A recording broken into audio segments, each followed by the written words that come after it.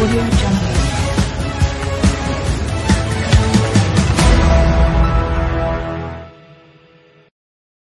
Terima kasih kepada Tuan Ketua. Terlebih dahulu, Tuan Ketua, ini merupakan ucapan sulung saya sebagai Setiausaha Agung DAP. Kalau boleh tambah masa sedikit.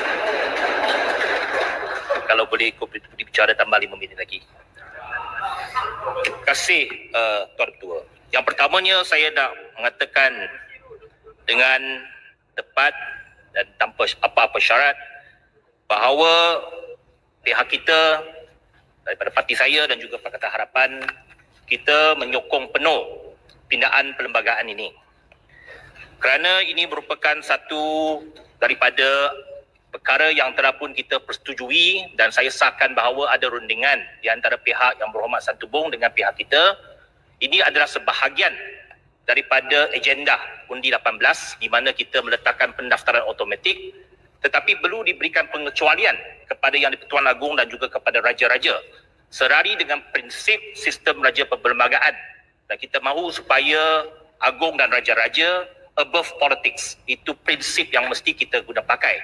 Dan juga tidak baik dan tidak elok kalau nama dan juga nombor kad pengenalan butil-butil Agong dan raja-raja dipaparkan secara umum kepada orang ramai.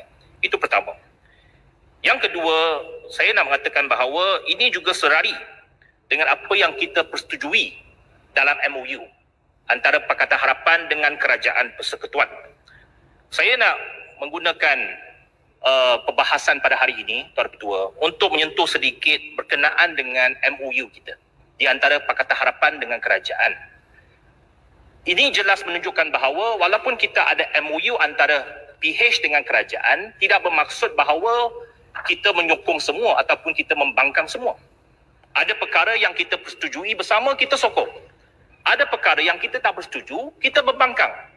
Kerana itu adalah hak kita sebagai pembangkang, sebagai ahli-ahli Dewan Rakyat. Itu ditunjukkan melalui usul SOSMA semalam, yang di mana konsistennya kita tidak bersetuju secara dasar berkenaan dengan SOSMA tersebut. Itu sebabnya kita menolak usul semalam untuk melanjutkan satu peruntukan untuk atas SOSMA tahan selama 28 hari tanpa dibawa ke mahkamah. Itu prinsip yang kita telah pertahankan, Tuan Ketua. Dan saya nak memperbetulkan apa yang disebut oleh Yang Berhormat Ketere semalam dalam Facebook. Yang Berhormat Ketere mengatakan bahawa kita telah membatalkan MOU kerana kita tolak usul tersebut.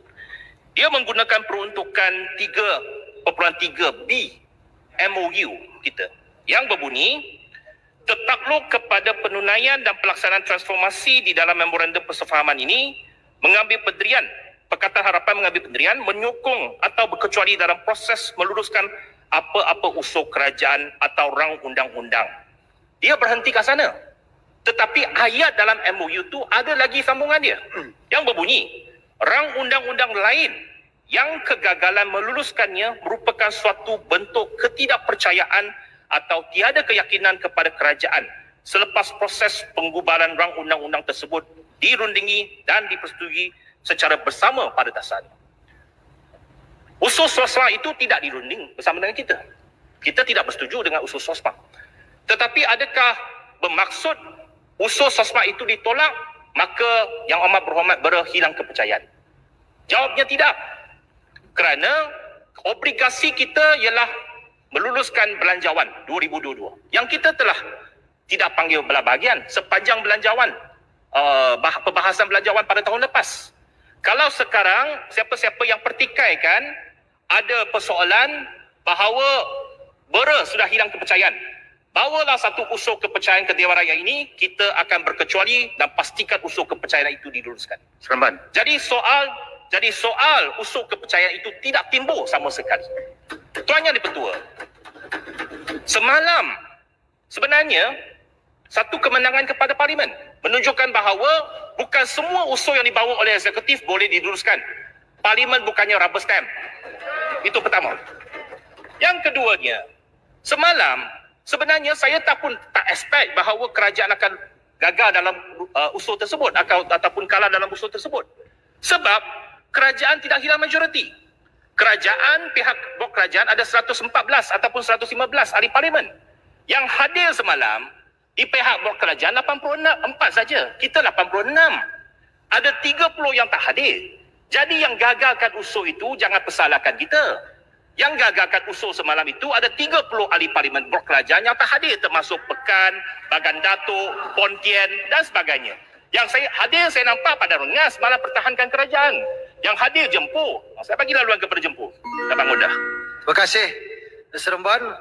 Saya mendengar penjelasan Seremban sebentar tadi mengenai 3.3P bahawa MOU digariskan bahawa boleh kita mengambil kira pendirian menyokong ataupun berkecuali.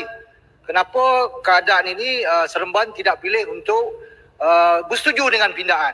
Jadi seolah-olah rakyat di luar sana mahukan pilihan raya itu dipercepatkan. Apa pandangan Seremban? Terima kasih Jempur. Jempur ni orang kanan kepada Bera. Saya tahu sebab apabila Bera menjadi timbalan Perdana Menteri, tempat pertama dia lawat ialah dekat kawasan Jempur, dekat Bahal. Itu saya tahulah orang kanan kepada Bera. Dapat pertahankan Bera. Yang Muhammad Jempur, perkara ini tadi saya dah tekan. Dia tidak dirunding bersama dengan kita. Tidak ada rundingan berkenaan dengan SOSMA. Baru semalam kita tahu bahawa ada satu usul nak melanjutkan peruntukan tersebut dalam Akta SOSMA. Dan satu perkara, apabila kita menolak usul itu, tidak bermaksud Akta SOSMA itu dah tidak ada. SOSMA itu tidak dimasukkan. SOSMA itu masih ada. Cuma peruntukan untuk menggunakan 28 hari untuk menahan seseorang itu tidak dapat dilanjutkan selepas 31 Julai melalui usul tersebut. Jadi itu perkara tidak menggugat kerajaan. Yang saya tengok sekarang ini heboh satu Malaysia. Ramai pemimpin-pemimpin terutamanya daripada pihak Parti UMNO termasuk presidennya mengatakan bahawa sekarang ini MOU batal, patutlah bubar parlimen nak adakan pilihan raya. Itu agenda mereka. Bagi kita berpegang kepada prinsip bahawa ada perkara dasar yang kita tidak bersetuju. Dalam perkara SOSMA ini kita nyatakan kita tak bersetuju. Tapi ada perkara yang kita setuju. Kita nak pastikan kestabilan kerajaan sampai satu tempoh di mana kita boleh buat pilihan raya. Itu kita kekal, committed. Kita kekal dengan prinsip kita. Apabila dibawa pindaan perlembagaan Akta Anti Lompat Parti, kita akan sokong sepenuhnya. Hari ini, rang undang-undang ini, kita akan sokong sepenuhnya. Supaya kerajaan ada 2/3. Tetapi ada perkara dasar. 1 minit dan gulung. Terima kasih. Betul. Sungai Siput. Sikit. Sudah. Terima kasih Yang Berhormat Seremban. Yang Berhormat Seremban, titah yang di Pertuan Agong pada 28 Februari yang lalu, sewaktu sesi pembukaan, telah mengingatkan semua ahli-ahli parlimen, cukuplah siang dan malam bicara percaturan politik. Jadi Perhimpunan Agong UMNO seolah-olah tidak mengingkari peringatan yang di Pertuan Agong untuk mengelakkan pembubaran parlimen. Setujukah Yang Berhormat Seremban?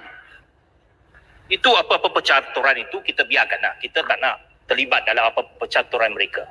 Tetapi bagi kita dalam kerjasama antara pembangkang dengan kerajaan itu jelas.